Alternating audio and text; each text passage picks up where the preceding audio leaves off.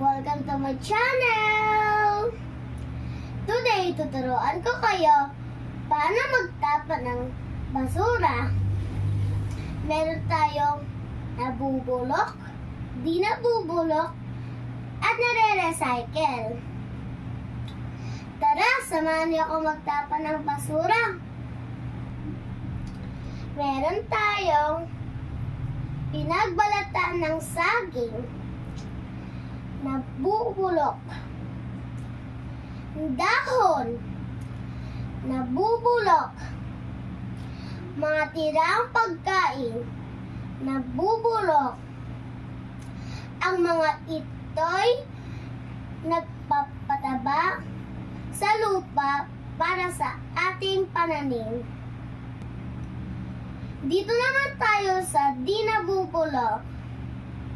Dapat natin ito itapon ng maayos upang hindi makapinsala sa ating paligid.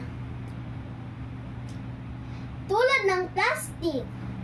Alam nyo ba sa balita, may nagtapon ng plastic sa dagat na kinain ng pagon, kaya ito namatay.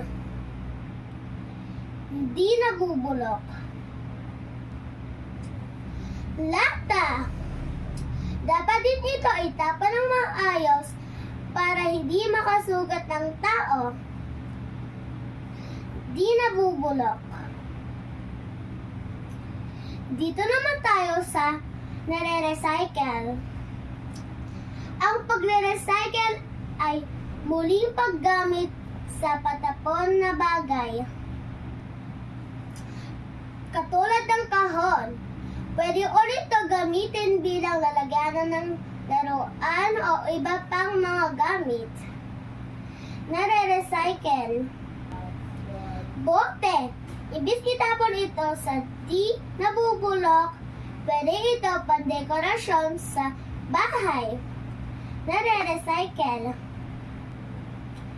Plastic bottle.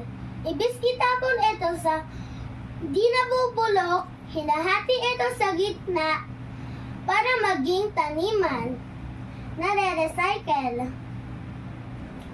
Mahalagang itapon ang basura ng maayos upang magamit muli, magkaroon ng matabang lupa, at para hindi makapinsala sa ating paligid. That's it for today. Ako si Micaela. Hanggang sa muli.